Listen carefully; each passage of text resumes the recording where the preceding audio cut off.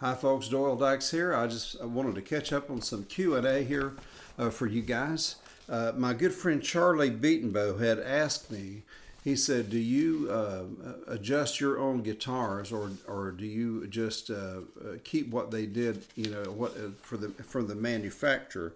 Do you adjust or set up any of your own guitars, or do you depend on the factory or manufacturer setup?" No, I do. I monkey with all my guitars, and I've learned years ago, that it's easy to just adjust a truss rod, and if the strings are too far from the fretboard, you just tighten the truss rod, and if they're too close, you loosen it, and so. Lloyd Baggs showed me years ago, you can hold them between your knees and do this kind of number here, and put a little, if you're tightening it, and put a little stress on it, and then if you're loosening it, do it the other way, and so that will actually help it to seat better inside the guitar neck. And also adjusting the height of the bridge. Some you can't do, especially on some acoustic guitars on electric. But yes, I always. But I also depend on some of my friends like Kelly Barber in Texas, who I'll see probably in a day or so. And he has worked on my guitars for a long time. If I'm fortunate enough, when I'm out in California, Kirk Sand will adjust my Sand guitar, which I have right here. It's a great guitar, so taking it to Kirk Sand or Ren Ferguson, who actually built this guitar here that I held up, and so it's nice to be able to take it to either the factory, and if I'm in New Hartford, Connecticut, that's where this guitar was built. Darren Wallace and those guys have looked at my guitars, and or if I'm up at Godin, I get those guys to do it too. So it's always good to have help. Dallas talks about thumb picks. What are the advantages? I have a couple of different Fred Kelly thumb picks to try out. I finger pick primarily singer-songwriter style. Plenty of Travis picking. Well, if you do Travis picking, you need to use a thumb pick, and I have a pocket full usually, but this is the latest or the last thing actually that Fred made for me, and Fred passed away just a few months ago, but it's a little harder material, he said. Mark Knopfler calls this the smallest amplifier in the world, and so it articulates the harmonics, when you're doing like this.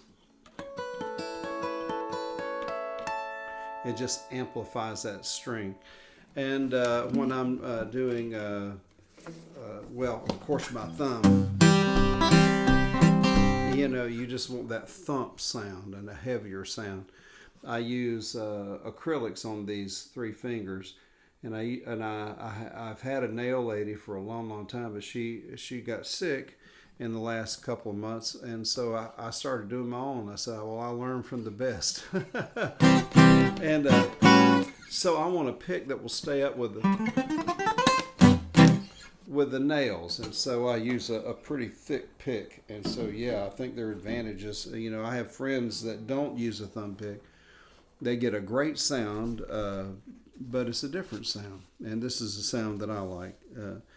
And he also says that he likes the positive energy that it's really the dynamics that I use. Of course, when you're playing How Great Thou Art, there's something that goes beyond the guitar player. It sort of takes over, and but you get as much as you can out of your right hand. Dave asked, when are you going to bring that D45 to New Hartford so we can get a good look at it?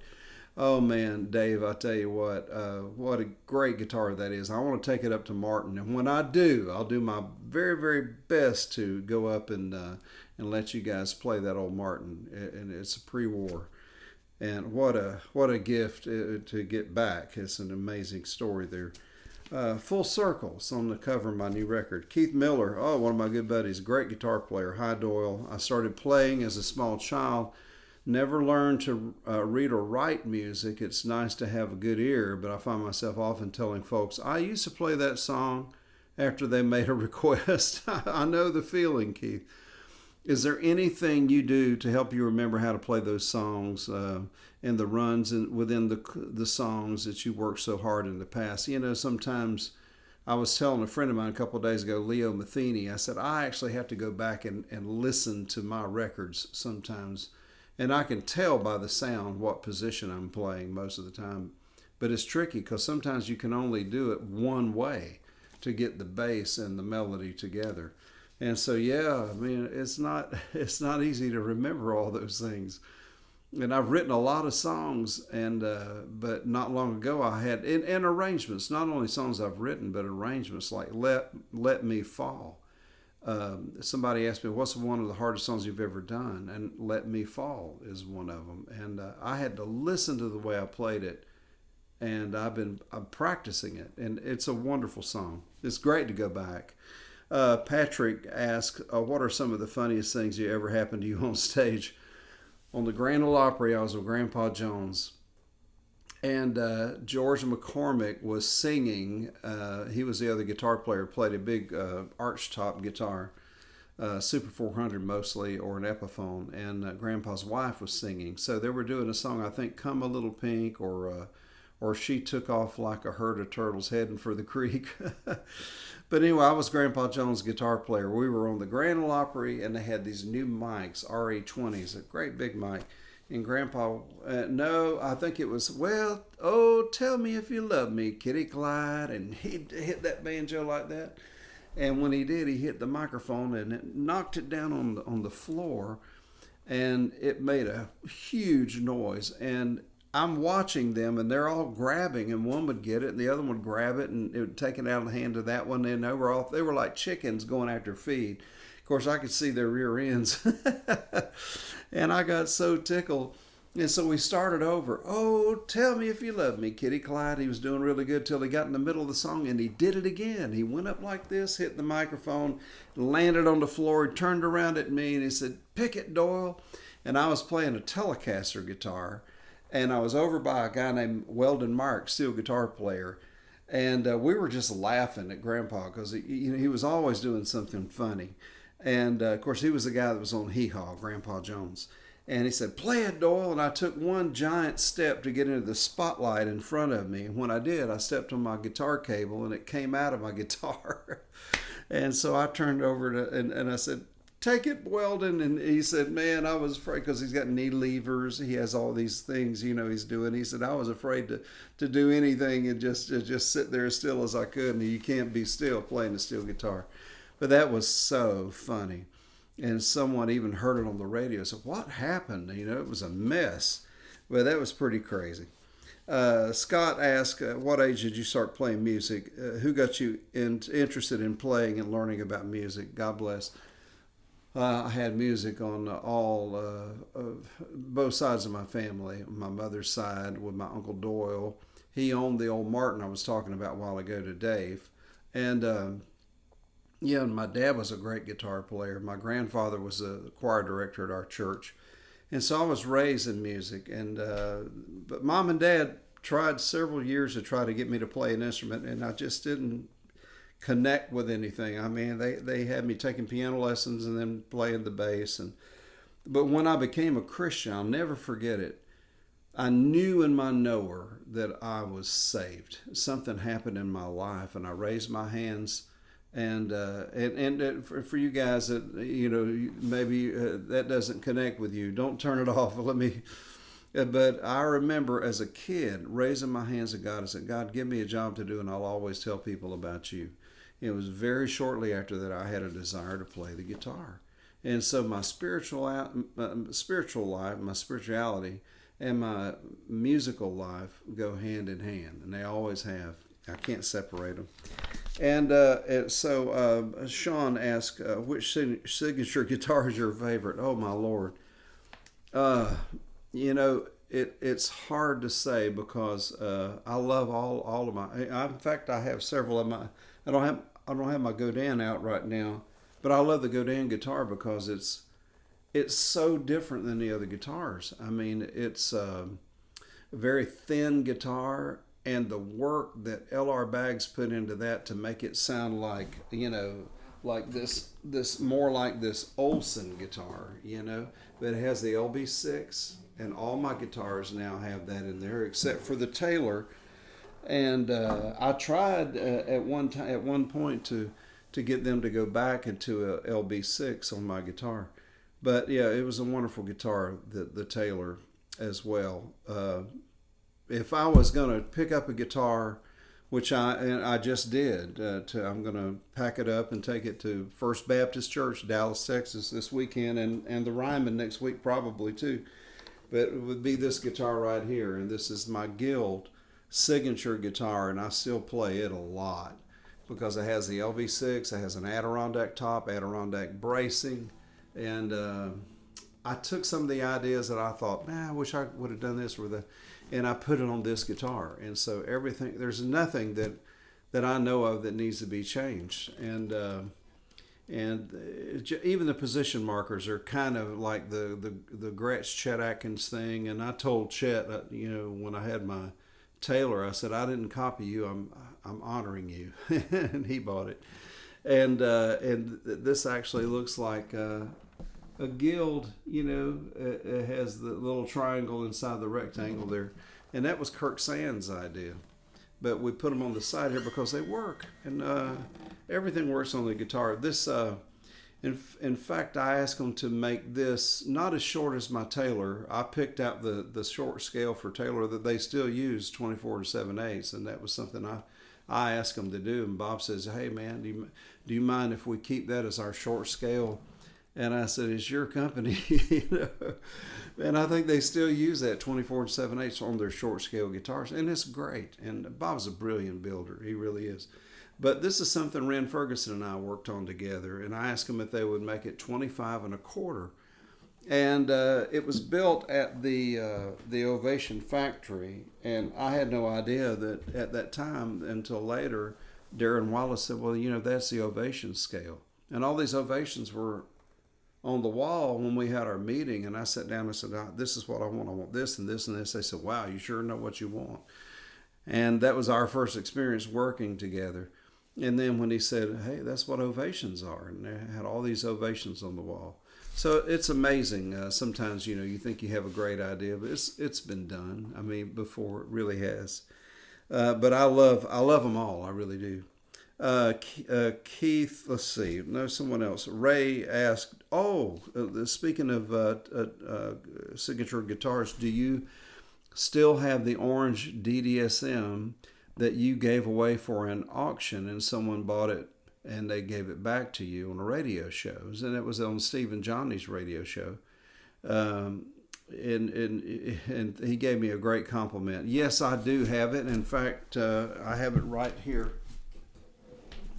And this is it. Look at the back of this. Is a gorgeous guitar.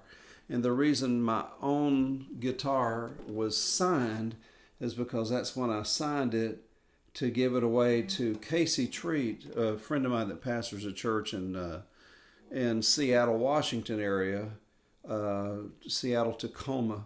And they were raising money for, they needed, I think, about $300,000 for new television equipment or something. And Casey's a world-class preacher and all. And I thought, well, it'd be small, but I'll give my guitar. And I was playing this guitar there that day.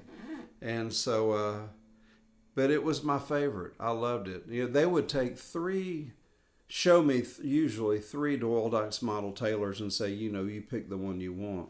And they were all beautiful. They all had the rose on them. I mean, they were all like this, And a big difference between this and the Guild is the top is Sitka, which is still great, and no Adirondack bracing, but it has the hexaphonic pickup system, which is still by L.R. Baggs, and it's something that he and I worked on this guitar for 3 years, so it is a great guitar, and this is one of the best playing guitars I've ever had or ever seen, and so yeah, I still love this. I have my orange DDSM, and thank you very much, and God bless those folks that pitched in and gave it back to me.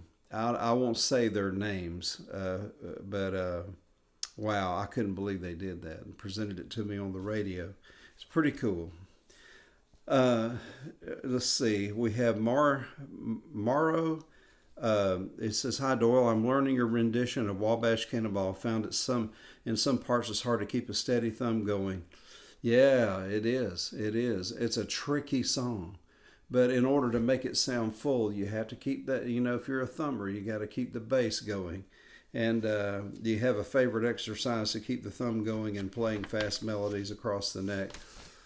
You know, I'm always practicing on different things. Usually songs that I either a Travis thing because there's a different bass line with Travis, and I'll go back and play. Just a few minutes ago, I played Way Down Yonder in New Orleans, and I'll normally always play Martha's Kitchen that I wrote because there are a lot of runs, so you're going back and forth from runs and single string things back to your bass. And so, yeah, just keep playing and play the things you enjoy playing. And God bless you if you enjoy playing the Wabash Cannonball like I do, and that's a great thing. And just keep doing that, and you'll get better and better and better. I promise. Benita Hodges says, "How do you get your own self-written songs from thoughts to performance? How do you get them from your head to your fingers?" Man, I mean, some of the best songs I've ever written were written in my head. I think one example would be The Changing of the Guard. Let's see, I don't know what tuning, let's see. This is my sand guitar. Um,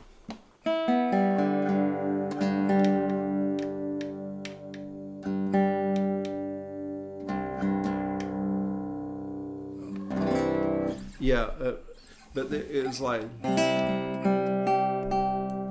uh,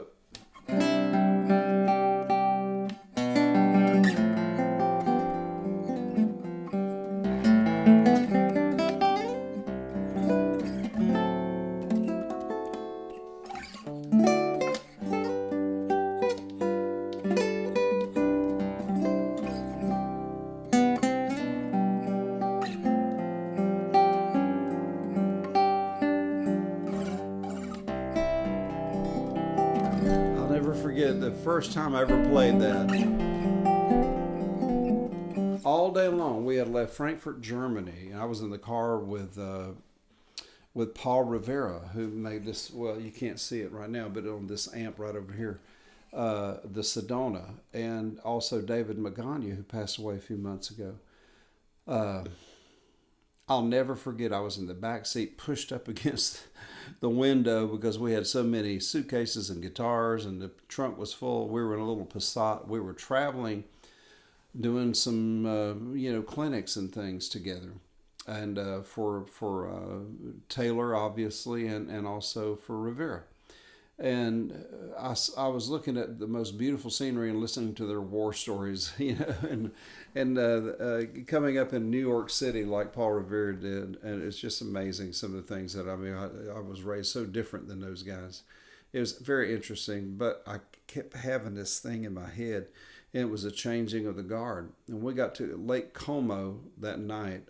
Before I could even find the light switch, I took my guitar out of the case, and I could see the blinds, and so I just pulled them open. I went, and it was Lake Como, and I didn't know even where we were. I'd never, I'd heard of that place, but I mean, we were on the lake. I mean, you could just look right down at the water, and I could see the Alps, the snow-capped mountains, and the moon glistening on the water of the lake, and I just took my guitar and just looking out, and I played it for the first time, and the only thing I changed from my head was the ending I played, and it just flowed, and it was not an easy thing, and I just cried. I thought, why didn't I think of that? I mean, it just turned.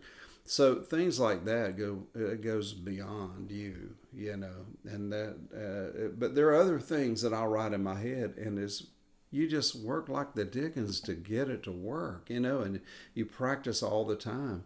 One example of that would be, I think, Quertus de Luz was a song that I wrote, and I had the chorus, but I had two verses, and I thought, well, I had to pick which one works. And so I was just playing it for Eric Johnson one time, and I said, I don't know which one's the best. He said, they're both great. And he said, can I record that with you? I said, well, it's not finished. I said, it's not even a song. He said, oh, yes, it is. And so that song, it became what it was, and I just put it all together. It's just, I've never written a song like that, but it was just all in my head. Jazz in the Box was pretty much all written in my head. I know Guitar 2000 was written in my head pretty much completely. And when I got to a hotel, I just played it. It just came like that. So sometimes they come easy, sometimes they don't. Sometimes you have to teach yourself what you are hearing. I hope I answered that right. It was a long answer. Peter asked, who cares about your guitars or the luthier, or who cares for your guitars? Yeah, I mentioned a guy recently, in this session here, Kelly Barber. And Kelly works on my guitars probably more than anybody else, and his crew that he has over there, a guy named Johnny Reno.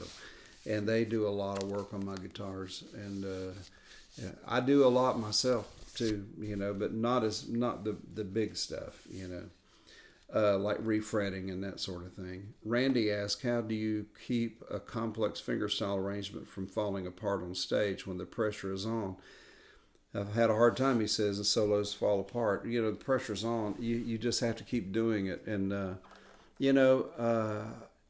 confidence is a big thing. It's a God thing, so don't throw it away. It's a gift. There's a scripture that in fact, I have my little Bible right here. This is worn out pretty much, I was at a Gaither, when I met the Booth brothers, I was at a Gaither event, and I kept my ticket, and it had a sticker thing on it, and I just put it on the back to hold things together. But this thing has been all over the world with me. I remember I was going to play at the Cavern Club, and I was so nervous, and I've used it many times, even when I was going to play at the Ryman Auditorium, and when I was going to play on television at the Grand Ole Opry on TNN way back in the day. And there's a scripture that in Philippians, and it says, I have strength for all things in Christ who empowers me. Now this is the Amplified. I call it the Guitar Player's Bible, the Amplified. I have strength for all things in Christ who empowers me.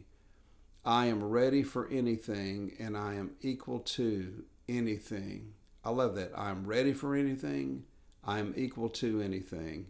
In Him who infuses inner strength into me, I am self-sufficient in Christ's sufficiency.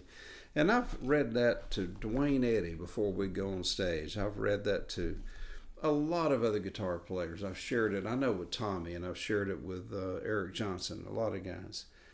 And so, yeah, you build yourself up in your spirit, and that's the way I do it spiritually too. But when you're on stage, sometimes you just have to relax, and sometimes just, as an old preacher told me one time, he said, especially if you're playing a church song like that, he said, you're ministering, playing like you're just ministering or playing to one, and minister to Him, and He'll minister to the people. And I remember that many times. But I think the most important part is to just keep playing. And everybody gets nervous. Elvis, they said, used to get nervous before he'd go on. There's so many people that I've talked to in the past. There's some of them I would see their hands shake before we go on stage. Grandpa Jones used to say, he used to say, we'll be okay after the first tune, because he'd get nervous. Florentin said, where do you think this is going with so many musicians not able to perform live music, at least for a while? Aside from the pandemic issue, which is hopefully temporary, where do you see musicians generating an income 10, 20, 30 years from now? Well, we've had the YouTube over 10 years, I guess, now. I remember when it first came out, I saw, well, who put that on there?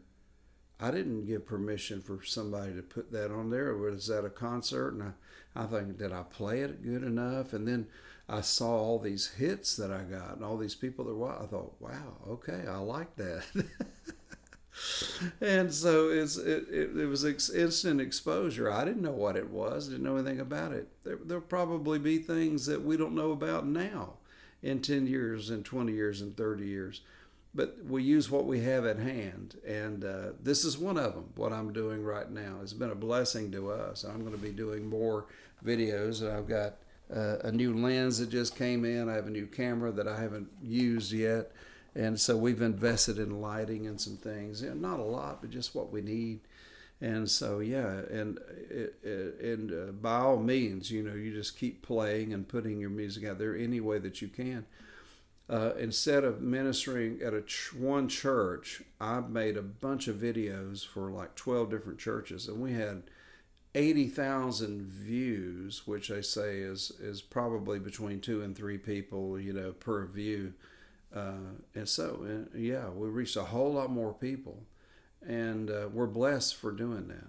And so, yeah, use what you have. That's a good thing. In fact, at the beginning of this pandemic, I reached out to Bob Taylor and Andy Mooney of Fender, a lot of different people. Chris Lombardi of DW Drums, and he also owns Ovation Guitars. I reached out to a number of people. And it's funny that what Bob Taylor said, he said, the good thing about something like this, because I had said something, I don't feel sorry for you at all, never have, because you're a brilliant man until now. I said, because you have over 600 mouths to feed. He said, no, Doyle, we have over, I think he said over 1,100 employees now. I thought, wow. But he said the good thing about it are the ideas that come out of this that we're forced into that we would never have any other way. We'd never get those ideas. And I'm excited to see what's going to happen. Now, that's a great example of a positive attitude right there with Bob Taylor. Good for him. Good for all of us here. Robert, let's see.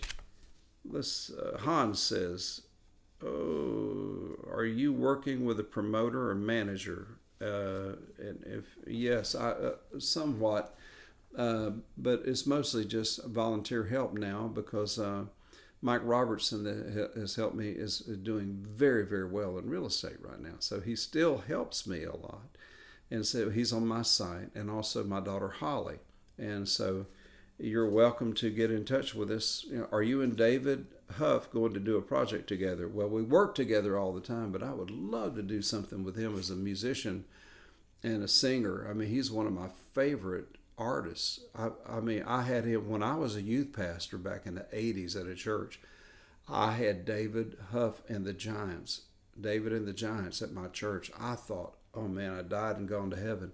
And when they did Noah, oh my Lord, and a lot of kids came and got saved. It was an amazing thing.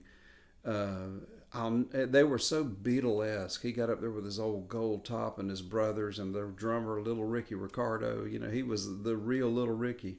It's amazing those guys are still playing. Look them up, David and the Giants. I'd love to do something with them sometime, really would. Mark asked, will you come and play at a little medium-sized church up in the mountains of Southwest Virginia sometimes? Yes. Just contact either Mike Robertson or Holly on the website.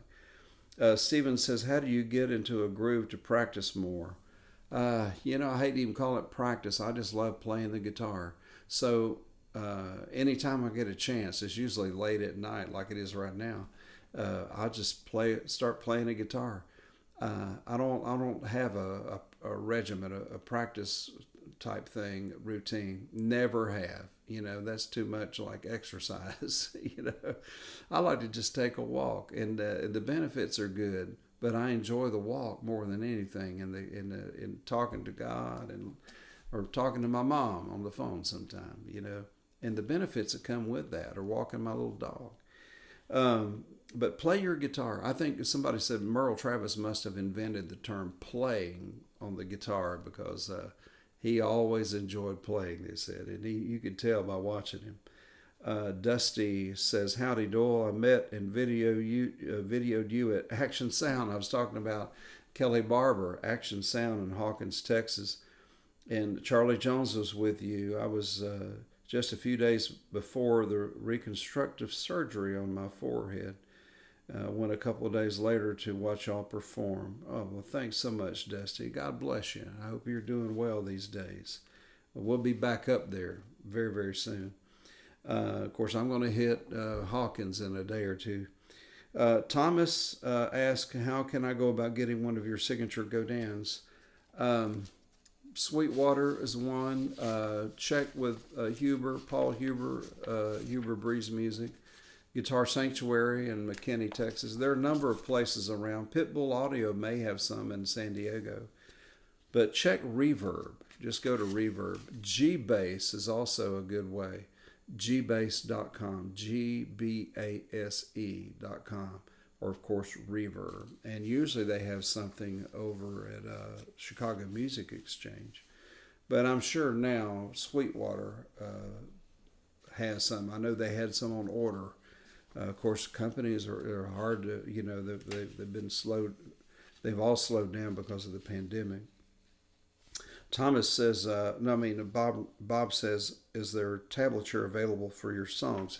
Yes, there is. There's a couple of books that are out. One was on Warner Brothers. Another one was Mel Bay that are still out there. But I have a guy named Sean Perkins that is a really, really great guitar player, and he sent me some samples, and I sent them up to John Chappell, who did one of the other books for me. He's a brilliant guy up in New York City area, and he says, this is excellent work. And he said, yeah, Doyle, I get him to do anything you have. So I'm going to be working with Sean soon, and like I say, it hasn't really slowed down. It's been very busy. Riff says, hi, Doyle. I notice a lot of your signature guitars are not made of rosewood. Oh, I love rosewood. Here's one right here. This was designed by George Gruen, and this is a Guild guitar.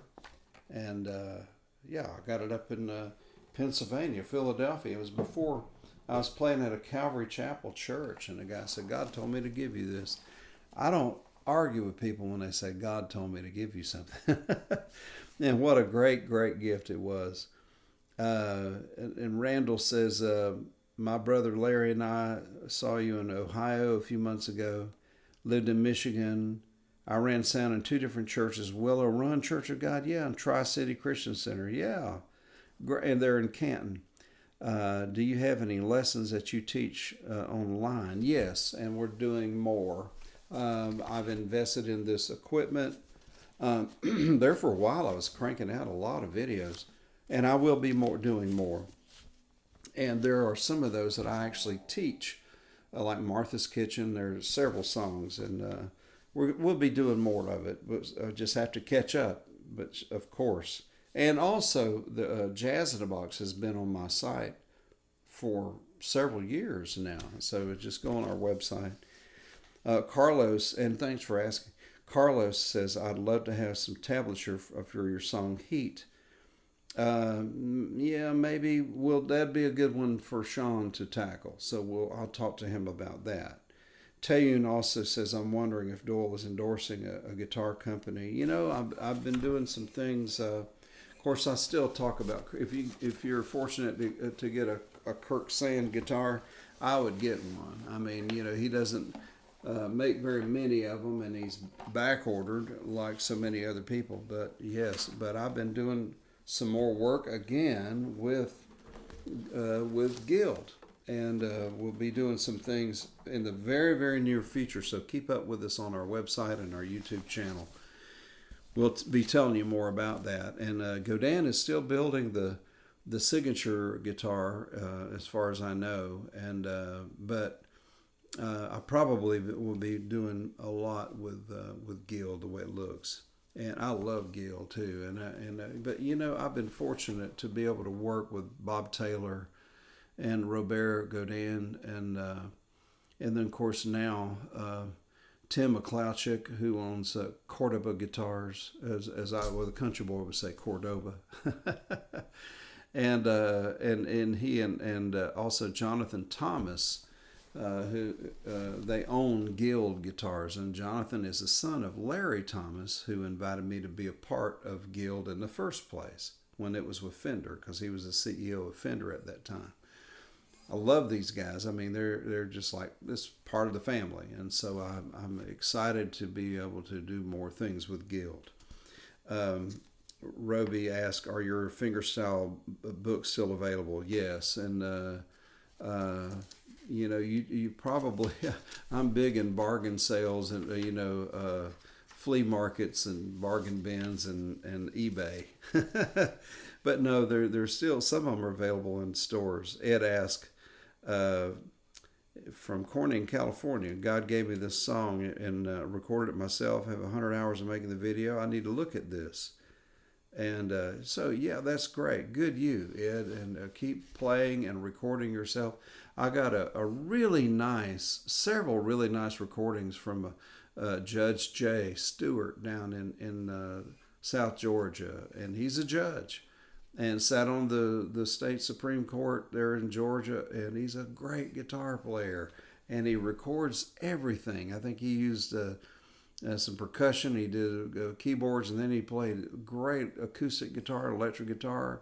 He had a really nice sounding electric sound. I think a 335 he was using, or Les Paul, and also he used a Godin nylon, and then he got a Doyle Dykes model, Taylor, I believe it is. And so, keep recording yourself. That's a great thing. And hello, Doyle. And a longtime fan, old guitar player, and this is from Jim. He loved the arrangement of the Lord's Prayer, and he asked about the tuning on it. Yes, and it is the same that I showed you a while ago. And it's out of. I just changed these nylon strings.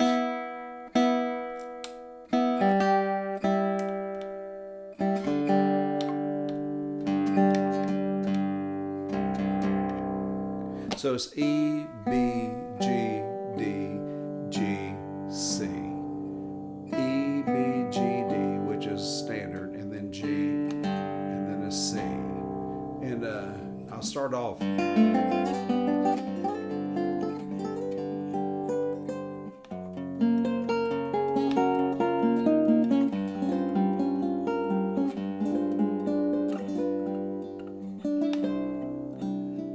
And I like that tuning because the tonic note is on the bottom.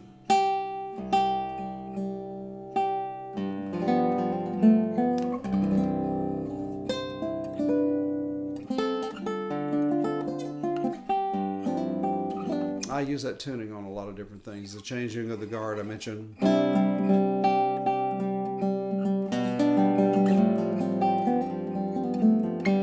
And the visitation.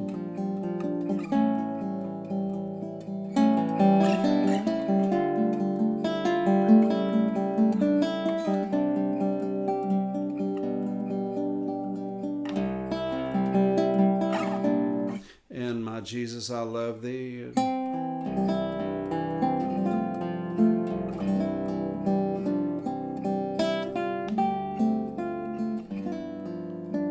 Holy, holy.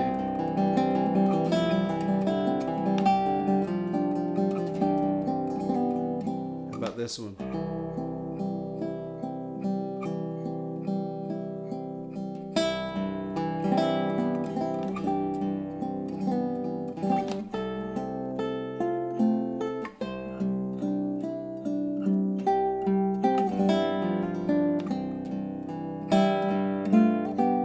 Be here before you know it, folks. And I can feel fall in the air already. It's supposed to be in the 40s here, and this is in September, so it's going to be in the 40s this weekend, and we're closing up our pool soon and everything. And so life goes on. A lot of people say, "I'll be so glad when 2020 is over." Well, the thing is, you'll be glad, I think, when the pandemic is over and when when the election is over and all the other things that are just kind of up in the air right now. And just continue to pray for our country and our nation and also our world. and for the Lord to help us. Sometimes we need help beyond ourselves, and this is one of those things. And one of the things we can do is to share our gifts. By the time you see this, it may already be over, but I'm playing. Ricky Skaggs had asked me to play for a worship event at the Ryman Auditorium, and it's called Pure River. And so that's one of the things that a good example, just using your talent, using your gifts.